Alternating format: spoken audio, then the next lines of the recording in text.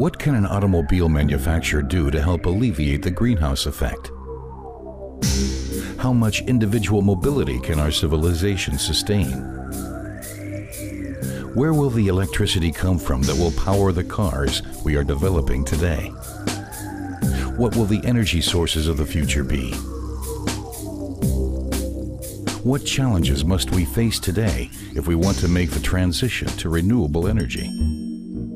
Here at Audi, these are issues that concern us greatly. Not only are we trying to find the answers, we're already taking concrete steps today. CO2 neutral mobility. Our goal is ambitious without a doubt, but we cannot achieve it alone. As a manufacturer of premium automobiles, we feel it is our duty to take a holistic approach to mobility. Renewable energy refers to energy produced from sources that either renew themselves relatively quickly or which can be exploited without being depleted, like wind energy, for example. In 10 years' time, nearly 50% of our households will be using energy from renewable sources.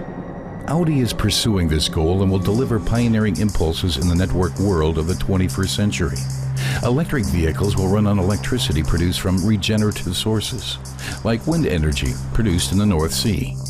In the future, Audi will be involved in the construction of wind turbines here. 1 minute of strong wind here can provide enough power for 300 kilometers of CO2-free travel in our Audi A1 e-tron. The problem will be to find ways to store the energy produced using unreliable resources like solar and wind power. Climate change and the scarcity of resources are forcing us to turn to renewable energy. Wind will play a leading role because it's the most cost-effective form. Its main problem is that it's unreliable. Sometimes the wind just doesn't blow. That's why we have to store the energy in the power grid. But the power grid has a very limited storage capacity. The gas distribution network possesses the largest storage capacity in Germany. So it's only logical that we couple the power and gas networks. This solution is of special interest to us. It's adaptable enough to potentially enable us to fulfill 100% of our energy needs using renewable energy. This vision is not so far from becoming reality. The first test lab for converting wind to methane has been built in Wertel. We will feed the electricity into this facility and turn it into synthetic natural gas. In the first step, water will be broken down into hydrogen and oxygen. In the second step, the hydrogen and CO2 will be converted into synthetic natural gas. This gas will then be stored in the gas distribution network, where we can do a lot of things with it, like drive a vehicle very long distances. Here, once again, the path from wind to e-gas. The origin of our energy is the wind from the North Sea. It drives the high-performance offshore windmills that in turn produce energy. The electricity is then stored in the power grid and distributed. It can then be used for the methanization process. It also helps to turn water into hydrogen and to break down oxygen. The hydrogen then reacts with the CO2 from the atmosphere. The e-gas produced can then be fed into the e-gas network and stored.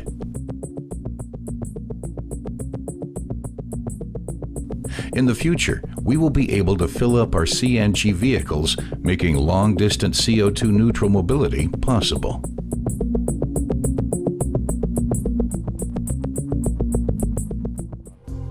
Audi is currently in the concept phase for the construction of a large solar fuel facility, capable of producing about 300 times more gas than the small test lab.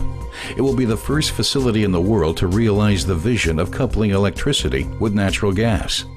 In addition to offering electric vehicles that deliver short-range mobility free of CO2 emissions, Audi will also expand its portfolio to include natural gas-powered vehicles. Beginning in 2013, the new A3 TCNG will be the first vehicle to deliver long-range mobility free of CO2 emissions. I was delighted when I heard about Audi's e-gas project. Generating wind power out at sea, then storing it in chemical form for use in cars. That sounds like a technically outstanding solution that enables cars genuinely to run with zero impact on the climate. This new technology is capable of producing more electricity for our e-trons, hydrogen for the fuel cell cars of tomorrow, and e-gas for CNG vehicles as needed. And this also enables us to react flexibly to developments as they occur.